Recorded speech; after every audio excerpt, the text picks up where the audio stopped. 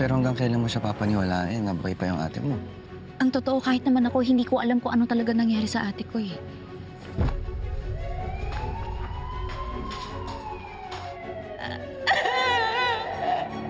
Ano po bang plano niyo sa kanya? Gusto kong malaman ko na ba talagang alam ng kapatid ni Helen yung mga binabalak niya. Pwede mong dalawin si Mom. Bukas ang bahay namin para sa'yo, Vince. Nahiya ako sa'yo eh. Hindi ko natupad yung pangako ko na alagaan ko si Aling Eva. Mabuti kang pulis. Gaya ng tatay mo. Hindi ko pa nga nalilinis yung pangalan ni tatay. Hindi naman kasi minamadali yan. Mangyayari yan. Alam kong gusto mo linisin ang pangalan ng tatay mo, pero maniwala ka sa akin. Mas mabuti nang wala kang alam. O mas mabuti na yung huwag kang makialam. Anong alam niyo sa kaso ni Elena? Migoy, maniwala ka sa akin. Mas mabuting wala kang alam. Okay, sige, pues. Gagawa ako ng sarili ko investigasyon. Migoy! Saan ka pupunta? Migoy! Migoy! Sir Eddie.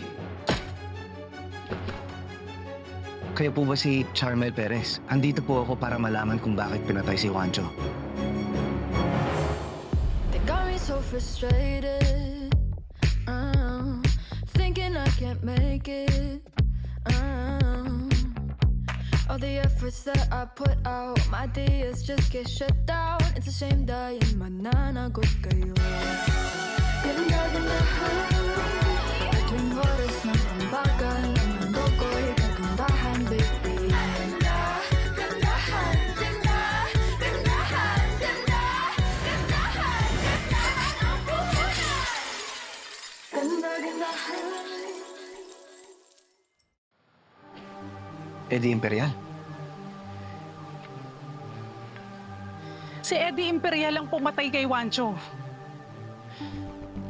Tauhan niya yung asawa ko sa lahat ng mga krimen na pinagagawa nila.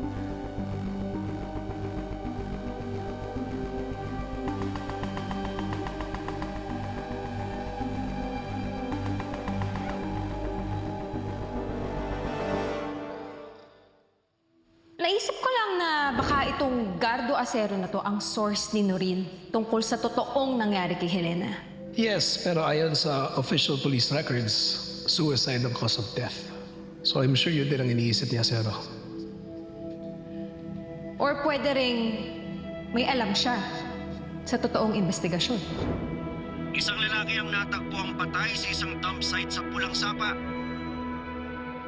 Base sa initial na investigasyon, biktima ng extrajudicial killing ang lalaki na kinilalang si Juancho Paredes.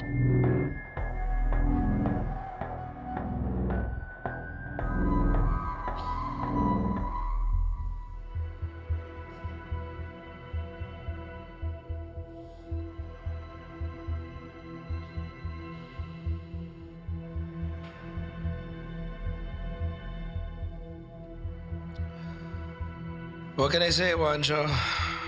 Wala, traitor ka eh. Eh, napala mo. Di ba alay susunod ko sa'yo lahat ng babangga sa akin?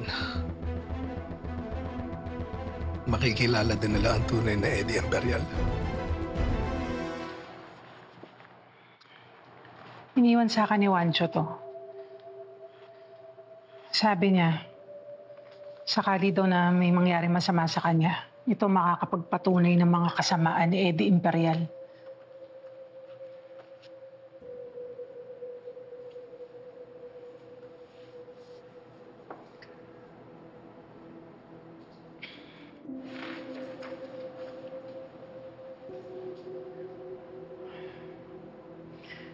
Yung mga may X dyan, yan yung mga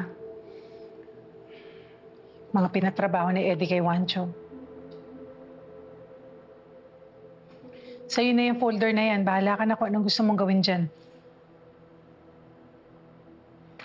Tulungan mo akong tumistigo. Malakas ang laban natin kung sasampa natin ang kaso si Eddie. Lalong-lalo natin itong folder na to mismo, ang ebidensya. Maniwala ka sa akin. Gusto kong tumulong. Pero sa ngayon, sarili ko at saka yung kapakanan ng mga anak kong importante sa akin. Bukas susunduin na ako ng pinsan ko. Sige po. Babantayan at poprotektahan ko kayo hanggang sa makalis.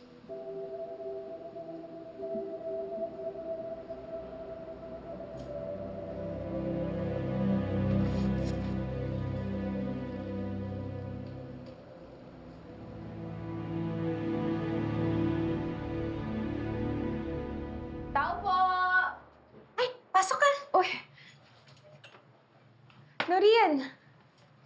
Dito ka pa pala. Oo, nagpaalam talaga ako sa opisina na malilate ako. Gusto ko kasi kayong handa ng almusal ni nanay. Naku! Nag-abala ka pa. Nakakahiya, Noreen. Hindi. Umupo ka na, sige na. Pagsisilbihan kita. Para kahit naman sa simpleng paraan, makabawi kami sa lahat ng kabutihan mo sa amin ni nanay. Sige na. Thank you, ha?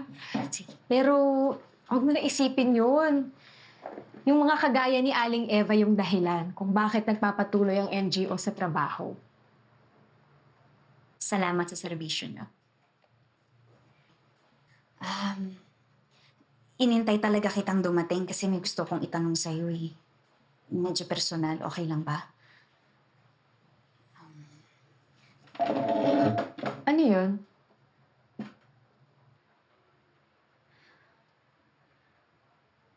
Magmula kasi nung namatay si Ate Helena, hindi ako nakakatulog ng maayos. Sobrang namimiss ko pa rin siya. Gusto ko sanang sumali dun sa art therapy mo. Kasi nakikita ko yung epekto kay nanay. Parang ang saya-saya na niya palagi, tsaka hindi na siya malungkot.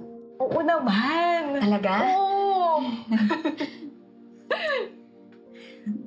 Kasi hanggang ngayon, hindi pa rin talaga ako nakaka-move on sa pagkamatay ng ate ko. Hanggang ngayon, ang dami ko pa rin tanong. Pero syempre, ayoko maka-apekto yun sa trabaho ko. Mga tanong gaya ng... Madami. Sobrang dami. Nung namatay si Ate Helena, naghahanap ako ng masisisi. Kinumpile ko pa nga yung mga report tungkol sa kanya noon. Kasi gusto ko talagang malaman ng punot dulo ng biglaang pagkamatay ng ate ko. Alam mo, Noreen, normal yan sa kahit sinong namatayan. Hanggang ngayon nga, nakatago pa rin yung mga report na yun. Tinatago ko talaga yun na parang kayamanan. Pasensya ka na, ha? Huwag mo sanang masamain. Matanong ko lang, kasi kanina sabi mo, sinusundan mo yung punot dulo ng pagkamatay niya. Anong ibig mong sabihin? Na hindi ka naniniwala na suicide yung kinamatay na?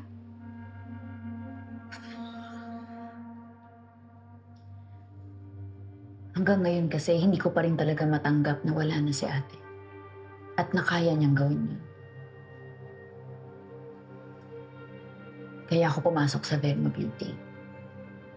Nagbabaka sakali ako na baka doon ko mahanap yung sagot. Dati kasi siya nagtatrabaho doon. And true enough,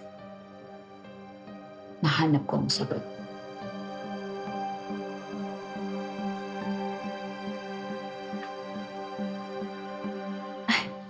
Kailangan ko nang umalis. Pero sige, kumain ka lang dyan, ha? Ikaw nang bahala kay nanay. Tsaka na tayo ulit magkwentuhan pag pwede na akong sumali sa art therapy mo. No problem, Noreen. Tsaka salamat ulit, ha? Oo, sige, kain ka lang dyan, ha?